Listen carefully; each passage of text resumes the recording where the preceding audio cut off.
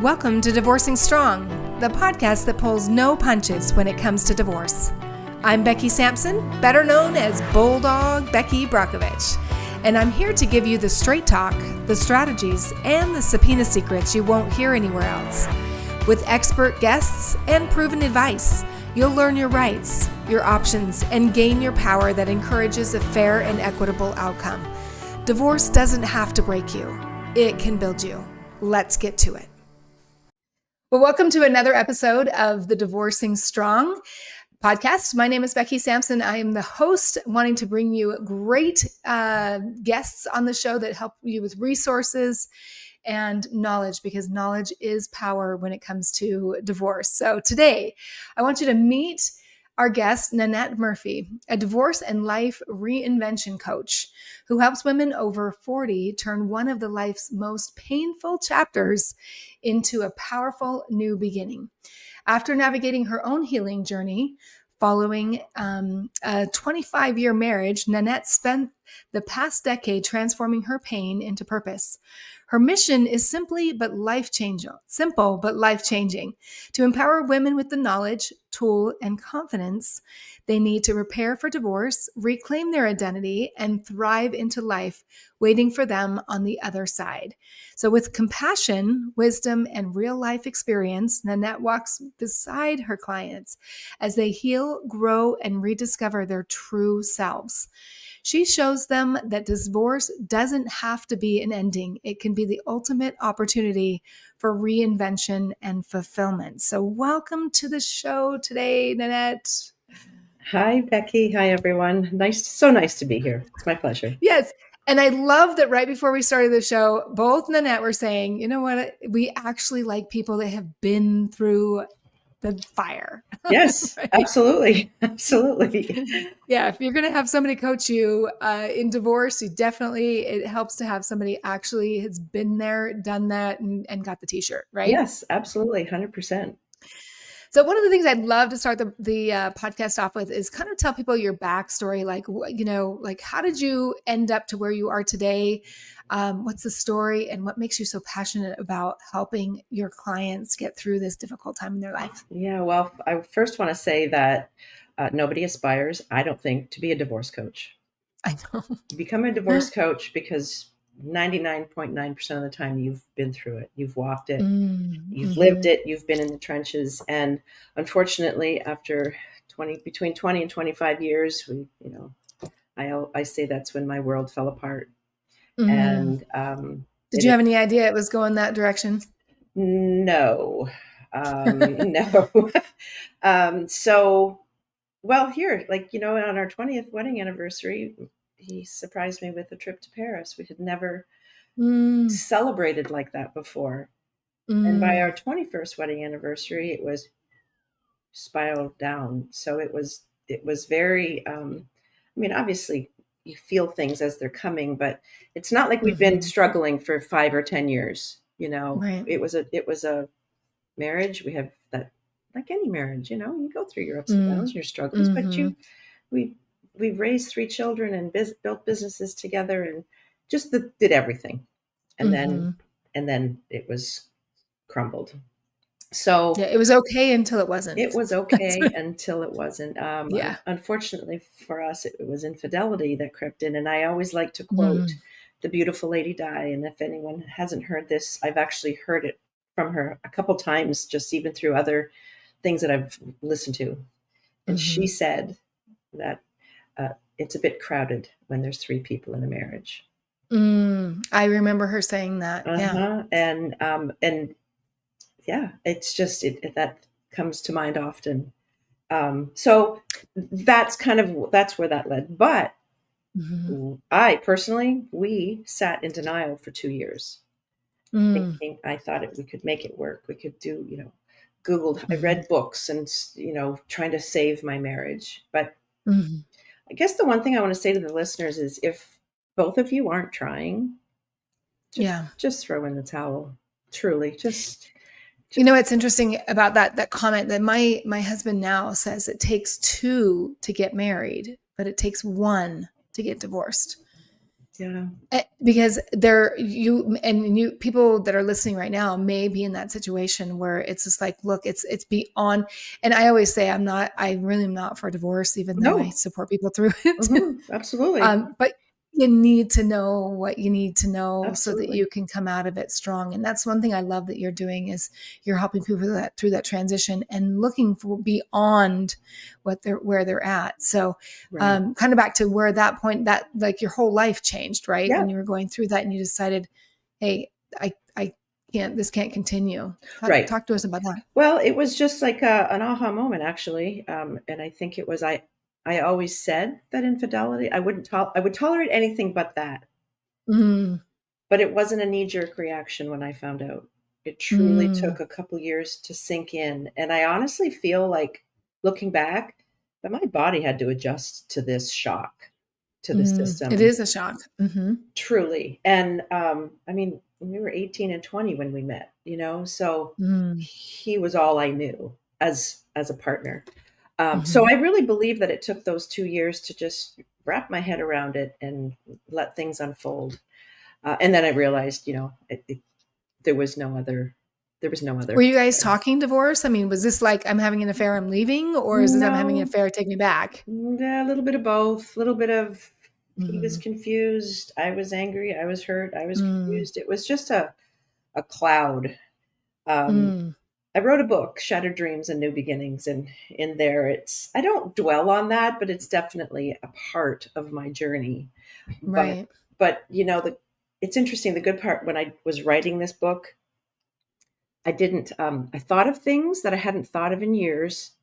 The Mm. things that had kept me awake at night, I was just like, wow, I haven't thought about that in a long time. So you do heal through it. Yeah, and it's a process too, right? I mean, I think Absolutely. everybody when you're going through a lot of trauma, Hmm. and sometimes you don't even have connecting of the dots. Like there might No, have been problems that are happening a long time ago, and you didn't absolutely. realize it until you Yep. did, and you're like, oh, there's that, and then there's this, Mhm. and then there's that, and so it was probably pretty healing for you. What I should ask you, was it healing for you to do the book, Yes. for you to be Yes. able that Yep. allow you to process? And I wrote that book. Well, so my marriage began to crumble, is what I say, in 2010. Hmm. And Hmm. ironically enough, in 2020 is when I started writing the book. So we Mm. all know what happened in 2020. So, Right. The whole world went crumbling. yeah, like what the heck Yeah. else was I going to do? I actually started certifications in life coaching, and that was a process in itself. That Hmm. was kind of a revelation in itself. Hmm. But after I certified as a life coach, I was supposed to hire my own life coach. And I'm like, oh, Mm. okay, I can do that. I felt like I was on the right path, but let's see what they'll have to say. Right. She was the one that began encouraging me to write this book. She began Mm. quizzing me on, why haven't you written it? Well, how long do you think it takes to write a book? Well, how many words do you think in a book? And I'm like, Hmm. wow, I got nothing. By the end of our hour, she had encouraged me, and I had agreed to write my first, I think it was maybe 15,000 words. And she said in a week, and I'm like, can you give me two? Because I'm really not sure about this. And So did you ever think that you'd write a book at all? well, ironically enough, I had always encouraged my ex-husband to write a book Hmm. because Hmm. he had a or a Cinderella story about like started a business in the dot-com era. And I Mm. felt his journey was really like, I said, you should write a book and encourage someone else Right. to do it. Like, Right. encourage some other young 20 something entrepreneur that, just follow your dreams. And he was just like, nah, I'm not writing the book. Nah, I'm not writing the book. Well, Mm. when I would tell people that, a counselor for one, and then, Hmm. and then I think my life coach, they all said the same thing. Well, why don't you write the book?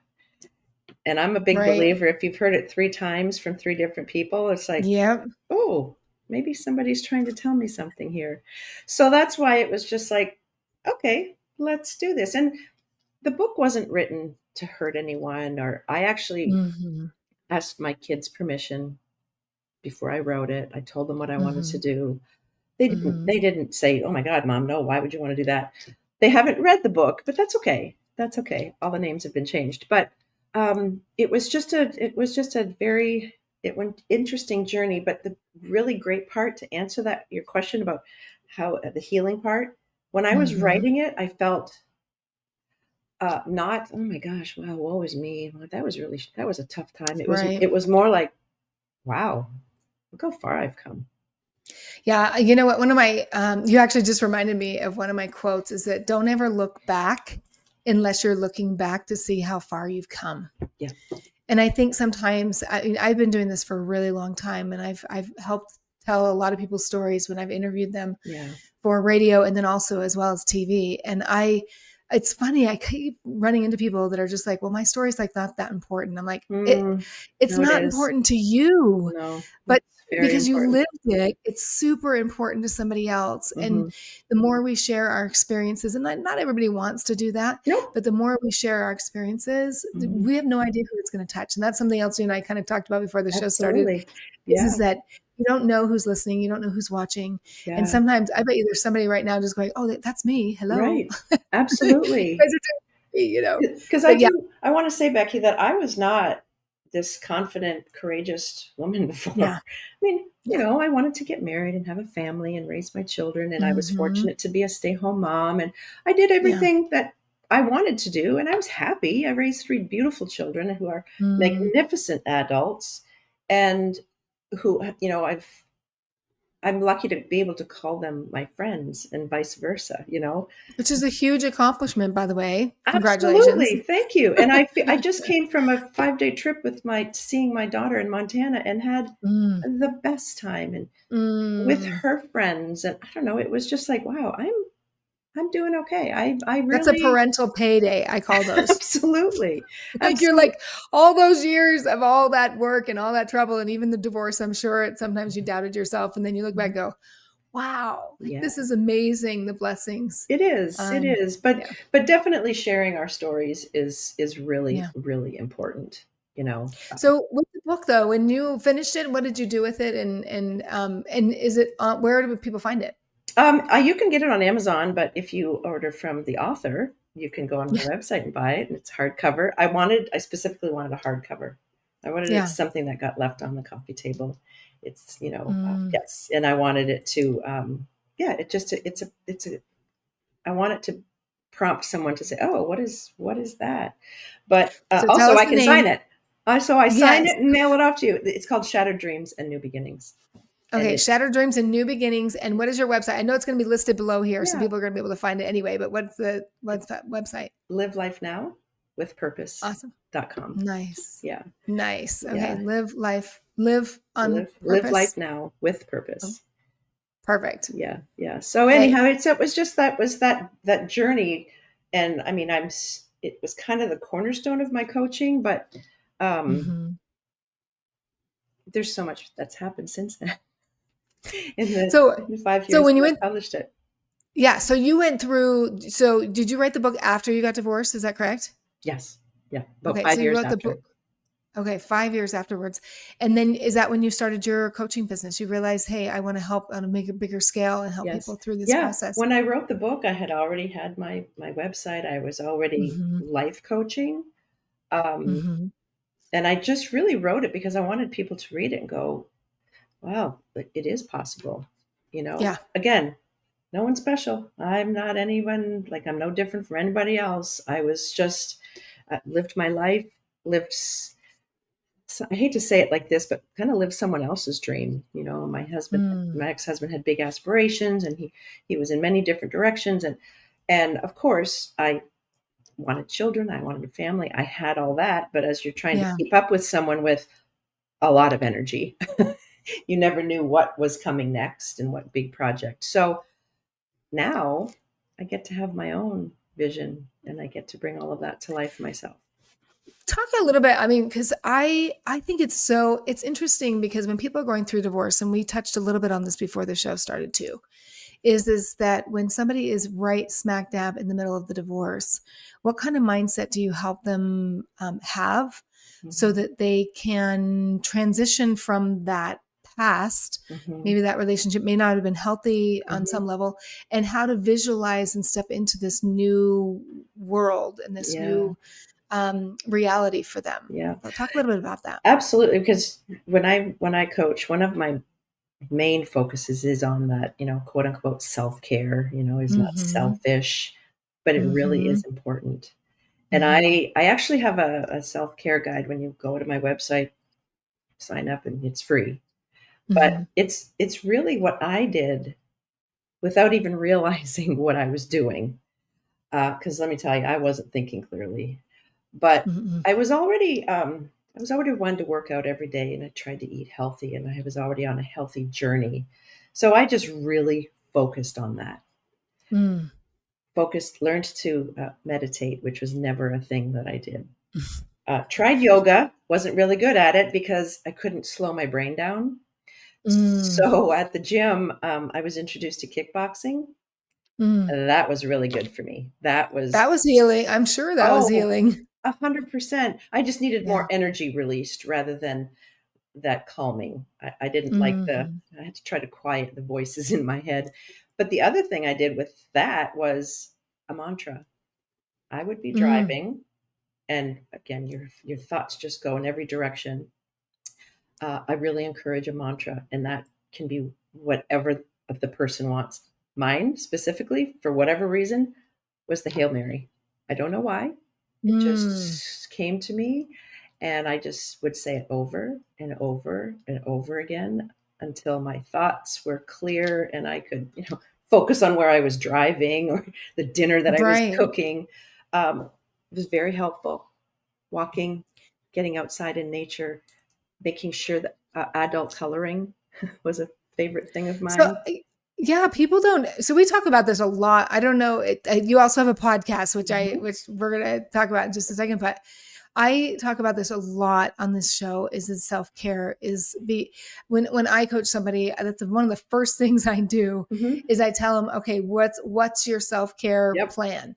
If you don't take care of yourself, and especially if you have kids, if you don't take care of yourself, and especially if you're in the court, right? Like the divorce doesn't have to go to court, but when it goes to court, holy schmoly, you better be ready on the emotional, grounding. And so for me, it was the beach. And for me, it was meditation. For me, it was music. It was, writing and, conversations and having a team of people around me that I could trust that wouldn't just like jump on the bandwagon to tell me that I'm a victim, because I didn't want that. Right. But self-care is really important. So thank you for bringing that up. And the other thing that was a game changer for me was community service. I began, I was already involved in a local charity, had been for years, and they were searching they have a daycare center because it's a women and children's, women and men's shelter. And so they have children when they come in, and they have a daycare center. And they were looking for people to volunteer at the daycare center. I'm like, all right, I can do that. I wasn't, my days weren't filled. Yeah. My kids were older. That was, again, a game changer. So I really encourage people to give back to your community because, yes, what you're going through is awful. Absolutely it is. But when you go and help someone who's really down on their luck, or again, these babies who are in this shelter for no reason of their own, it was just very fulfilling.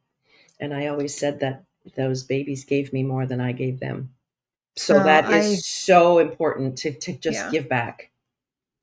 And so how did you start the self-care, but how did you start rebuilding, and what did you put in place to start rebuilding and then start going, oh, wait, I can help people do this? Right? Well, so that healing between 2015 and 2020, I did meet my now husband, which is another topic, but it was really just learning to step out of my box, learning to be comfortable being uncomfortable. That one year I planned a trip with all of my kids, like each individually. Went to see my daughter on the West Coast.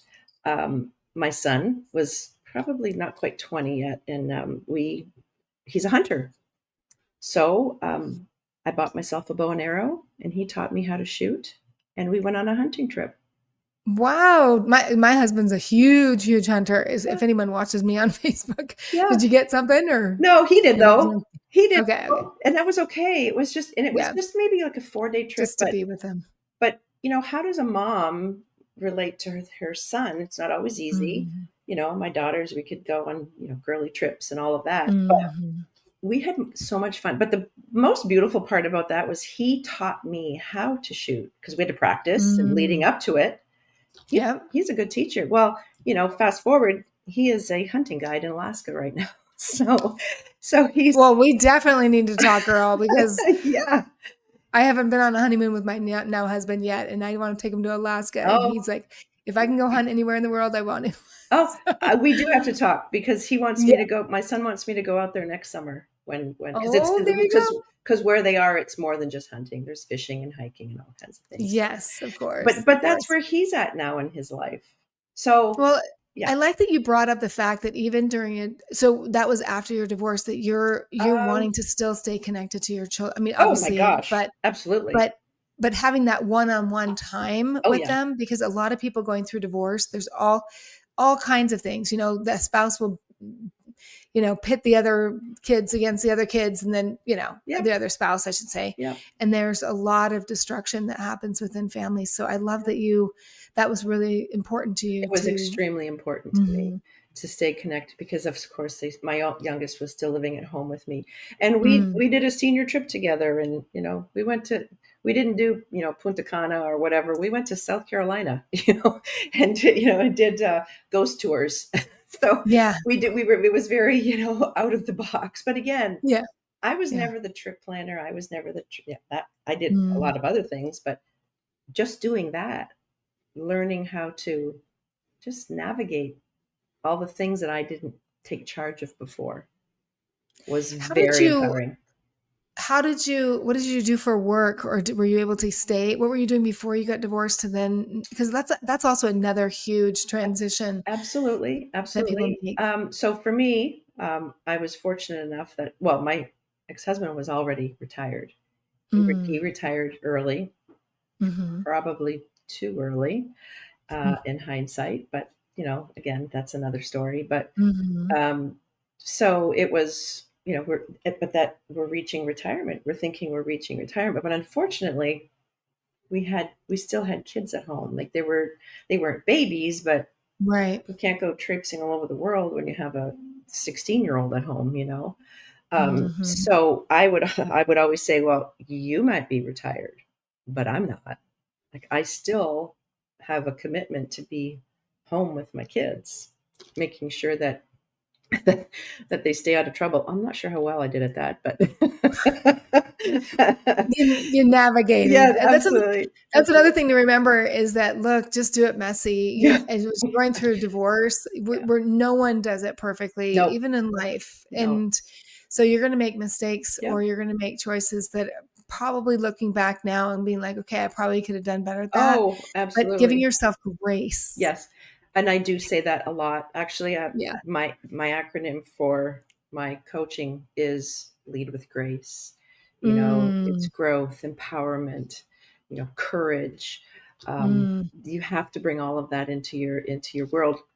But again, it doesn't like, oh, I'm going to do this. Like you have to nurture yourself. I used to say that I felt like my heart had been like ripped into tiny pieces, and then the tornado came through and blew it away. And I always think of, the old story, The Grinch, and he had that little piece of his heart left. And I really, truly did. I nurtured it step by step. How did you nurture it? Well, it started with community service. It really, I mean, obviously at home, I got to learn to like being with myself, by myself. I raised 3 children. I was never alone. So now, of course, I'm by myself. So you have to just learn to like it and find. Yeah, it's like a muscle. I remember my first divorce. I would come home from work, and actually, when he first moved out, I think we were separated or something, and I left a salt and pepper shaker out, and I came home, and the salt and pepper shaker was exactly at the same place I put it when I left, and I'm like, oh. I just remember feeling like, okay. And then to really get into meditation, like I was a lot like, I mean, I'd always have the TV on or the radio on, and having to learn to be in silence. Yes. Yeah. So Yeah. hard at first, but it was like a muscle that I had to continue to exercise until to the point where I could sit there for 2 hours with total silence, nothing. Yeah. But it took some time to work myself up to that. So I love that you talk about that too. Of course. And Yeah. just, I got myself into a new routine. I would, I was at the gym all the time, or, walks, or connecting with girlfriends. I had a huge support system. Actually, unfortunately, one of my dearest friends, we were literally going through the same thing at the same time. Oh gosh. And, we talk about that today, going, thank God we had each other, Yeah.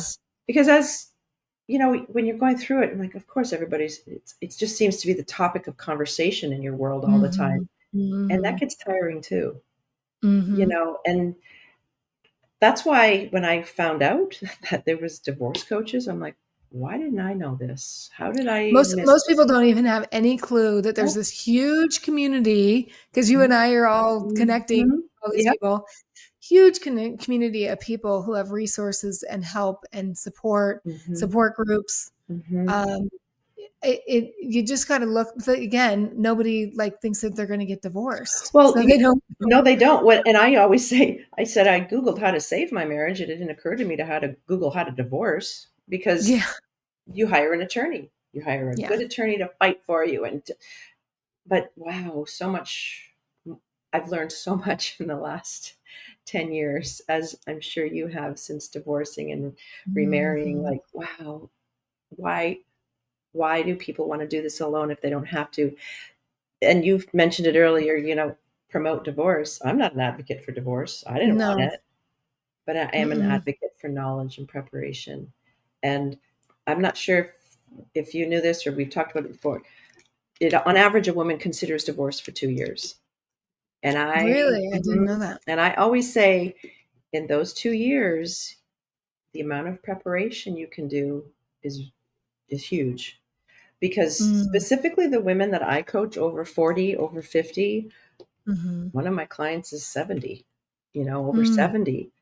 Mind you, she's not in this situation, but there's a lot of women who don't know anything about their finances, Yep. don't have a credit Well, card, they don't, in their name, or a bank account. And again, it's no fault of their own. They've been married for 40 years. That's how it was. mhm. They just kind Mhm. of went along with how society told them it was supposed to be. Well, have you heard the statistic that 44% of women that get divorced end up in poverty? Yes. And in my opinion, the reason why they end up in poverty is because they don't know their rights. Yep. Yep. And that's what drove me Mhm. personally Mhm. to be able to even start this podcast, Divorcing Strong. It's not just strong emotionally, physically, spiritually, financially, Absolutely. Absolutely. Because because that's the biggest fear for a woman, is finance. Like, absolutely, what do especially I the do one that's, financially? yeah. Yeah. Mm-hmm. And I hear Financial. from my clients, I hear so often, one specific one, he wanted the divorce and she didn't, Mm-hmm. and he's saying, well, no woman's going to get half of my money. Like, what do you think? What are you going to give her? 10%? Like, what? You want this. So be fully aware what's going to happen next. But that instills fear into them, which is what You they know, want. Nanette, when I was going through this last divorce, as I started researching, because he threatened divorce to me Hmm. when I was in Hawaii, and of course I didn't even have to work when we were married because we made way too much money and all that stuff. But Hmm. he threatened divorce, and I started researching what my rights were. I was like, I don't even know, like I didn't know anything back Nope. then. Nope. And so I finally sat him down and put one of those big, the whiteboards, Yeah. like Yes. huge things with the big papers, Yes. and you just Uh-huh. write all this stuff. So I started writing on there, and I actually still have it somewhere in one of my stuff. Hmm. But I wrote on there, I said, look, this is what your life was before we got married, financially, emotionally, spiritually, Hmm. all that stuff. And now, what is it like now? And I'm like, and this is what's going to happen when we get divorced. Like, this is what my rights are. And he's like, I Hmm. don't care. Oh, I no. still want it. Hmm. And it's the very thing that I stood for 3.5 years during a court case that took 21 hearings. I mean, it was Wow. ridiculous. But it was just me standing. Once I knew my right, I could stand strong in love, in kindness, in, compassion, and still hold strong with my boundaries. And that was one of the main reasons why I won my case, and won up against 5 attorneys, mostly representing myself, because I knew what my right was, and I was going to stand strong. And that's what I'm so passionate about. People, at least my husband now, he came out of a 27.5-year marriage. And I talk about this a lot, but his wife left him with 21 cents in the bank. Wow. I don't even know how that happens. Like, that's not either side. It's not fair. Yeah, it's not fair. Yeah. And I'm all for, if you want to be left with 21 cents, that's great, but at least know your rights. Absolutely. So you can say, okay, this is what I'm going to do. Yep. I mean, very true. Very true. Very true. So yeah, I thank you for bringing that up, because it is something that is very, very important, that when you're going through there, and whether you're working with a coach to get that, or also obviously coaches can't give you legal advice. Right.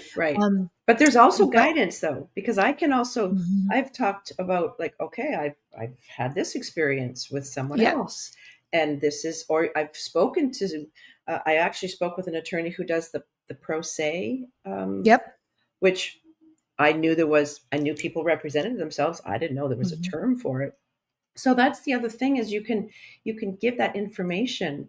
I mean, I'm not going to give anybody legal advice, but I also don't think that anyone, like an attorney, should give emotional advice either. Or like, well, and that's a main reason why there's a lot of divorce coaches that actually work right alongside with the divorce attorney. I tell people that too, is the first time I went and met with an attorney, it cost me $370 or something like that, because all I did is cry. And he was like, every 6 minutes, Becky, every 6 minutes. Absolutely. I say that all the time. I'm like, my divorce cost me a lot of money, but it's because I didn't know she wasn't there to listen to me cry. And she certainly didn't encourage me to stop that.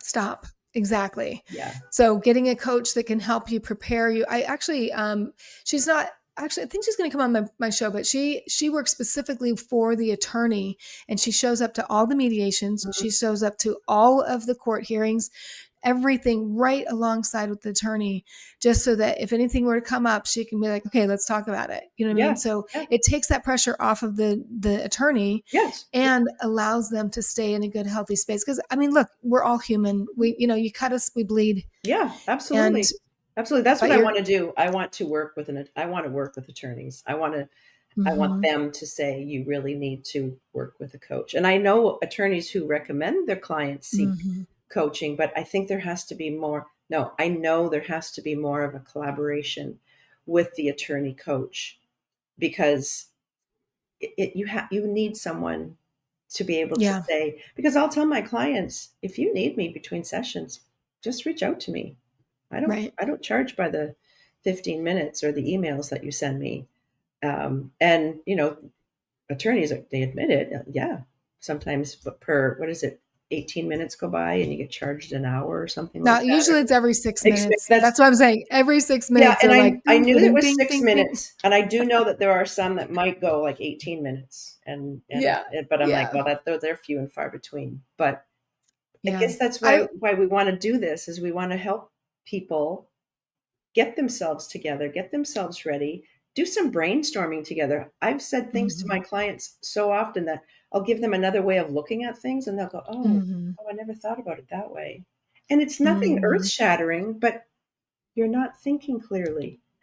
There's a real fog that you're floating through.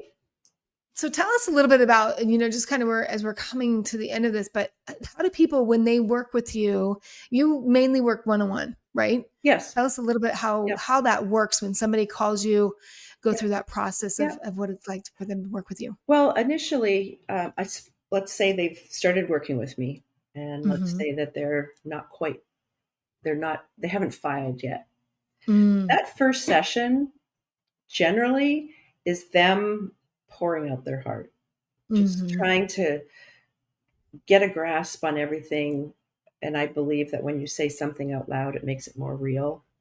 So that first time, we're really just I'm trying to get to know them better and really, get to know how many kids, what the husbands, what's your living situation. Stats. Yeah. And then, I'll refer to this one of my most recent clients, knew she wanted a divorce, but she needed more in her life.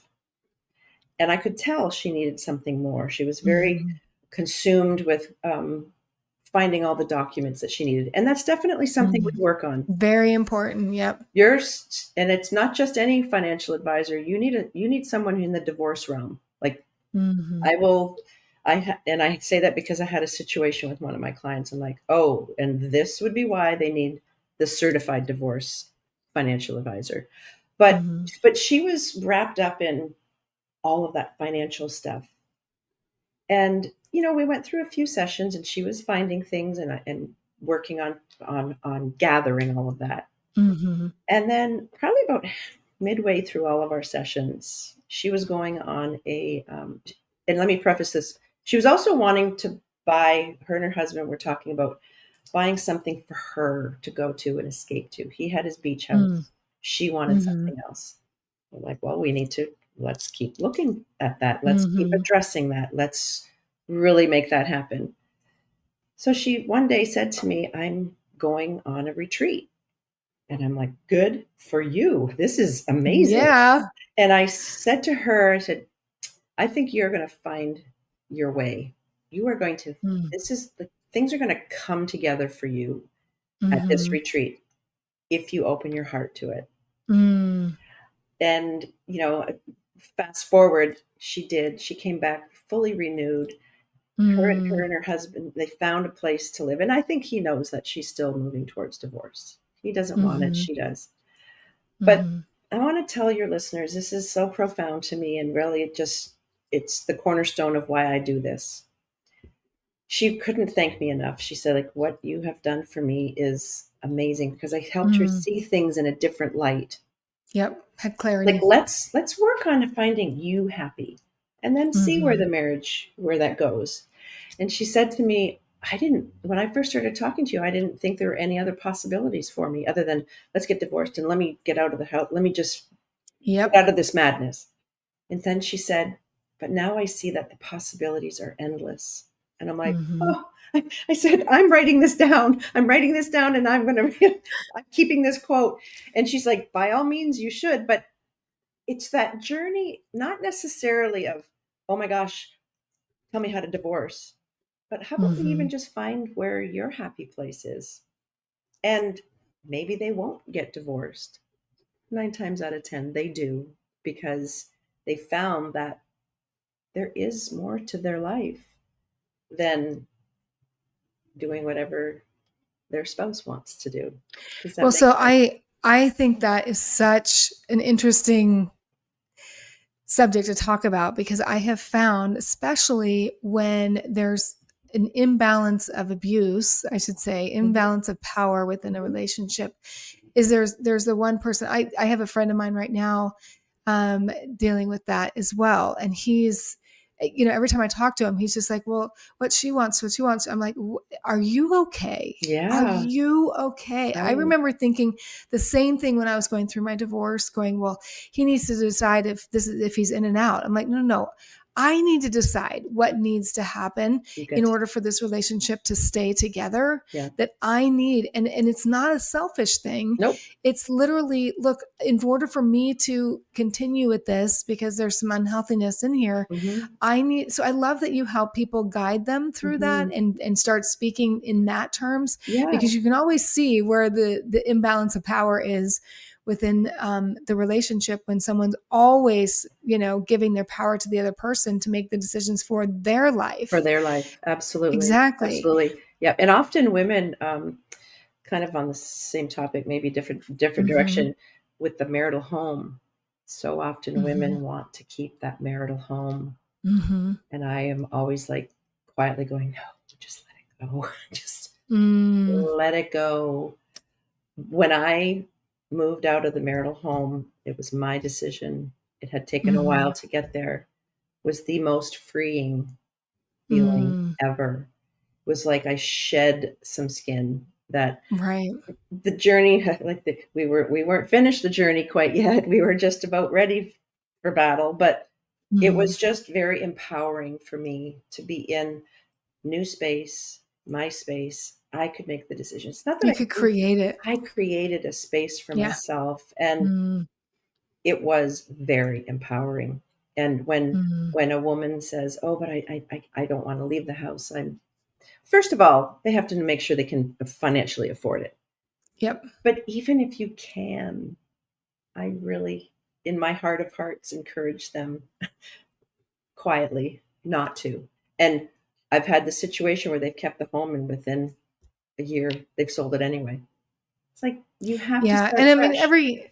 every situation's different. I mean, Yep. I think when my first divorce happened, I was in a condo and I literally quit my job. I lost 130 pounds. And so I'd hit my Yeah. goal weight for the first time and got divorced Wow. all in the same month of July 2010. And I refused to leave our place because it was such a safe haven for Oh, me. for sure. And I ended up losing it to foreclosure because I was that stubborn, in Mhm. wanting to hold on to something that was my comfort Yep. when I could have moved out, rented it out, had a great investment. It's Hmm. probably one of my biggest regrets. Or I don't really live with regrets, Yeah. but I remember being in that same situation where I'm like, no, and I created this beautiful space after he left Hmm. and changed the energy and all of that stuff. However, it just didn't work. And that it's so common that when people are going through divorce, they're wanting to hold on to what the only thing or a couple of the things that they know are comfortable. Hmm. And so yes, being okay with being uncomfortable, like you mentioned earlier, and being able to shift into a new energy in a new space, it actually, again, keeping your eyes to the vision of Hmm. in front of here instead of staying stuck over here Absolutely. is an important part to be Well, and help. that's when you really begin to grow too. Yeah. That's when you really go, Yep. wow, okay, I did that. So Yeah. maybe I can do this. But again, Yeah. one step at a time. And it's just believing in yourself. And sometimes you have to talk to someone else to give you that push Hmm. to believe in yourself. Because yeah, it's, as we know, it's a horrible journey. But I'm not sure if I said it to you once before, if not, but Hmm. I'll always say, you don't climb a mountain by yourself. You're going to have someone who Hmm. knows what to do. But also, I love to travel, and I'm like, well, I wouldn't take a trip by myself. Like a lot of people do, but a magnificent Hmm. trip, you always want someone with you. You want someone guiding Yeah. you. You want a travel agent to Yep. tell you where to go. This is a crazy journey, and you It's really really big. it's a big journey, yeah, and you need a team. And I know that really makes people nervous, specifically women, because women get the financial part of it is Hmm. concerning. But when you when you divvy things up between all the right professionals, ultimately it costs you less money. Yeah. Well, and I mean, working with someone that actually understands this process, like I'll give you an example. There was a gal that called me, I think it was, well, she called me before she even was being served. But then a couple weeks later, I called her and she goes, "Oh, yeah, I've been served, Becky. I finally got an attorney." And this attorney comes to me and she said that she's really good friends with my husband's attorney. So I think this is going to be a really good thing. Mhm. She comes to me and she goes, "Yeah, my attorney said that I need to choose between alimony or half of the business that my husband and I built." Hmm. And I know, I Hmm. can see it right now. I can see it Like, right there. hmm. Um, Whose brilliant idea was because that? now I'm not an attorney and I can't give you legal advice. However, you are entitled to both. So Yes. the fact that you have an attorney, you still need to advocate yourself. And at that moment, I thought to myself, you know what? This is the reason why people need coaches because Yeah. again, we can't give you legal advice, but we No. can go, you know what? Here's the You. statute. This is Yes. exactly what I did is I took her to the statute. Yep. I said, you might want to read up on the statute, take that Hmm. back to your attorney and just gently, gently say, hey, I've done a little bit of research and it looks like I'm entitled to both of those. So Hmm. let's go ahead and Yeah. move forward. Let's But research this. yeah, it's Hmm. like, Hmm. ooh, I was blown away. I'm like, okay, Yep. all right, don't do this alone, No. because You No, probably get this as well, is that people come up to me all the time going, Becky, I wish I would have known you when I was going through my divorce. I'm like, I'd have a I lot would of have, money if I had got $1 for every time someone who had already been divorced. I wish I'd have known you. Like, yeah, I know. yeah. So it's, again, don't do it alone. Yeah. Even if you reach out and you're in part, I mean, almost every single one of us divorce coach. I mean, I call myself a strategist, but divorce coach, any of us have groups and support groups that you can Mhm. be involved in. And there's so much out there in Mhm. resources, whether you're working with a group or you're working with one-on-one, but really encourage you, to reach out. And Mhm. Nanette, I love that you're taking your pain, and so many people in this industry are taking your pain and putting it into a purpose. Mhm. And that I have found, you probably have found as well, that these people in this industry are really very heart-centered people. Oh, 100%. Yes. Ugh, Yes. like you said, I'll take a call any day. I mean, it doesn't Right. matter. It doesn't have to be on my Right. scheduled time. I will No. be your Yeah, lifeline. I'm here. I actually like to Yeah. tell my clients, if you're getting a nasty text and you need to vent, text Yeah. me instead. It doesn't even have Yeah. to make sense. Just, Yeah. send it to me, because and I speak again from experience. It's hard to ignore those back and forths, and it just gets your Yeah. blood boiling. And so, yeah, but again, these are all practices that we can together learn how to control that knee jerk instinct to react.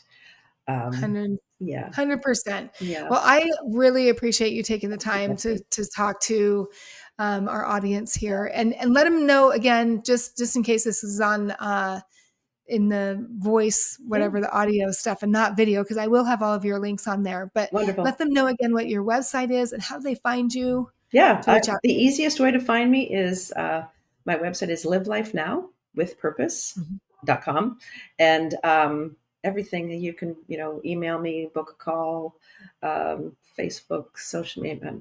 Easiest way is an email, or really book a consultation call. Yeah. My line is, "What have you got to lose? Like, let's just have a discussion," because you don't know what you don't know, and once those papers are signed, it's really hard to go backwards.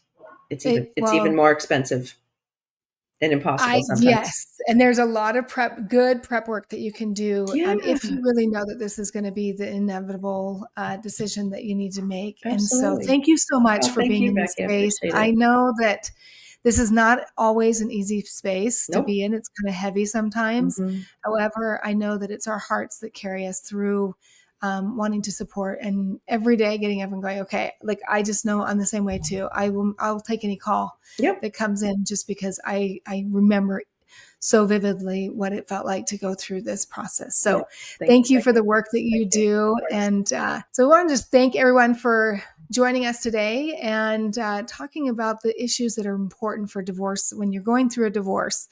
This is Divorcing Strong podcast. My name is Becky Sampson. I'm the host. And please, if there's anything that we can do to serve you or anyone that's on these podcasts, please reach out for help. This is a temporary time in your life. It's not permanent. So thanks for checking in with us today, and we'll talk to you later.